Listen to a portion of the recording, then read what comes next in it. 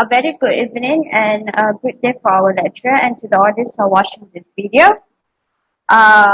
Today, for our pair assignment, we're going to present our topic, which is role, powers, and function of the industrial code. And the case that we took is Muhammad Azhan versus Ran Hills Jam Berhad. And this is my partner. My name is Nurmasna Rizkin. So I will continue for the next slide. Okay. So previously, from the beginning of our presentations, you guys have already seen our case, which is Azhan versus Rahin Berhad. So now I would like to explain to you guys what is actually industrial court.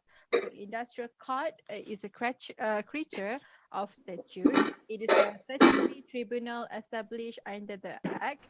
It is not a court of law, hence no originating process is issued by the court. And also, in the industrial court, it is a statute is its jurisdiction is confined to the four sections of the Act and the industrial court's rules. It derives its jurisdiction from the Minister of Human Resources, and also it follows, therefore, that the Minister of Human Resources is the one who decides whether a case is a fit or unfit for adjudication by the industrial court. And next slide will be the section 20, which is under the industrial court. The Industrial Relations Act prescribe a procedure which every complaint of unfair dismissal has to go through before it finally arrive at the industrial court for hearing. So the next slide will be the industrial court objective. So the objective of industrial court is to facilitate a decent, productive work and better living standards to the people through timely adjudications of labor disputes. And the second objective is to provide a platform for people to equitably express their labor grievance as to achieve equal opportunity in employment. And last but not least, the objective is to ensure industry peace and justice in economy through timely adjudications of labor disputes. And the next slide, I will explain about the what is retrenchment. So retrenchment meaning is the actions of making an employee redundant, and also the meaning of retrenchment also is the terminations of employment initiated by the employer through no fault and without prejudice to the employees. It is an act of the employer dismissing employees because of losses in the operations of a business, lack of work, and also considerable reductions on the volume of his business. So do you understand about the meaning of retrenchment, Danisha? Masterine, I have a question. Let's say, can my boss fire or retrench me due to my bad performance or slow market condition? Well, my answer is half yes and half no. Okay, so how would you explain it? Like how why makes you to say that it's like half no or half yes? Okay. Okay. So actually, I say that because if there is a genuine retrenchment of redundancy situation in the company, which leads the company to think that it needs to reorganize back the business and for business purposes as well. So it is a genuine, authentic need to recognize. Then the answer is yes. Your employer may have some ground to find certain roles within the company redundant. And if such roles is redundant, then the employer can undertake a retrenchment exercise. Now, of course, the employer can never do that willy-nilly. It can't be the power or attributory, and also it can't be based on in a improper motive. So it also always have to be for good dismissal, and also the employer, which the company always has to follow the principle, all the principle and laws on the retrenchment. So let's say when you state a justifiable manner with a reason, what are the reason that they can justify for the termination and also or the retrenchment?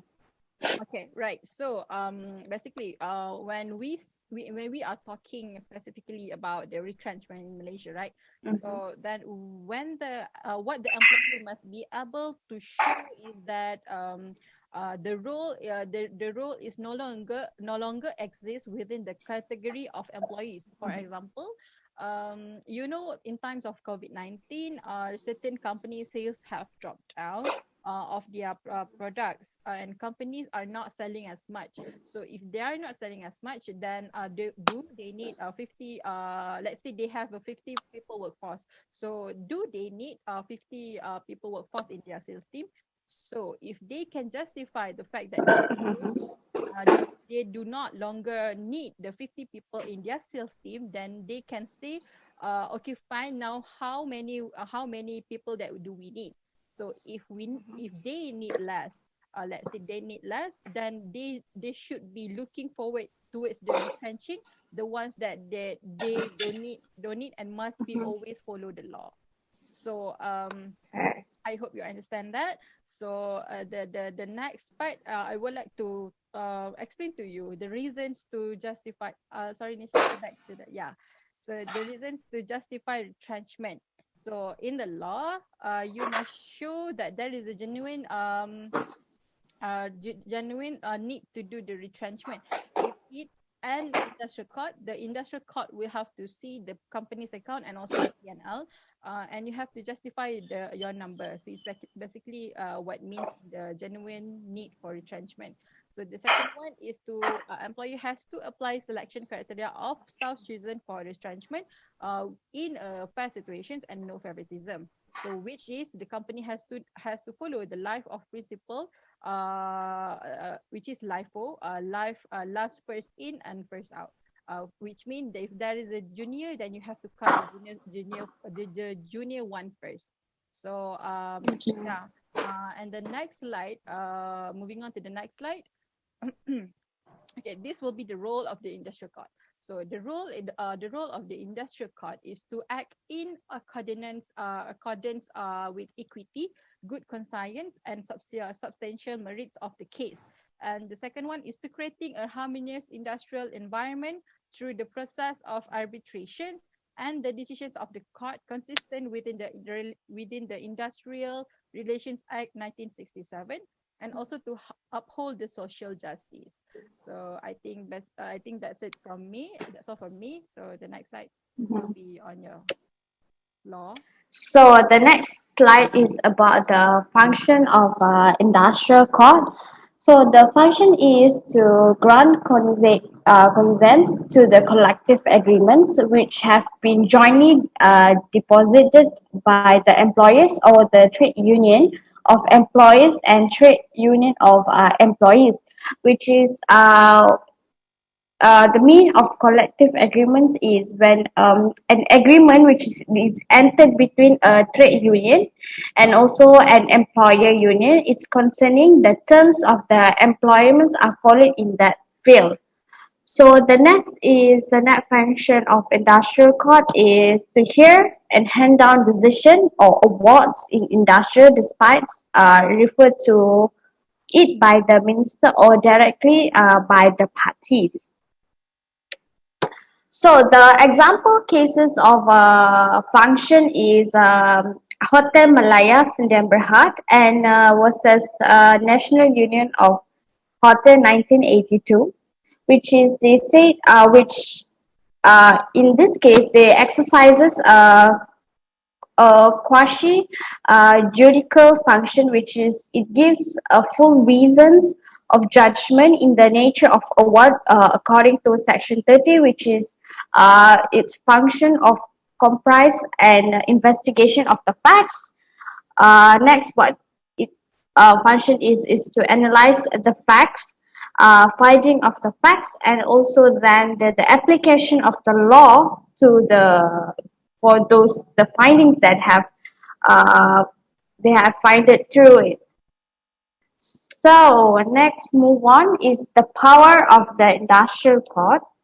There are mainly three, which is they are the first is the industrial court is have the power to order reinstatement, which is they grant back the wages and also they grant back the compensation in lieu of reinstatement.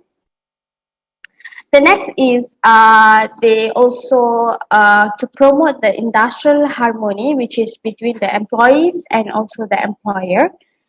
And the third one is the derive the provision of the statute, which are the rules of the game, and also the industrial code has to decide according to the rules. So that's all from us. Thank you.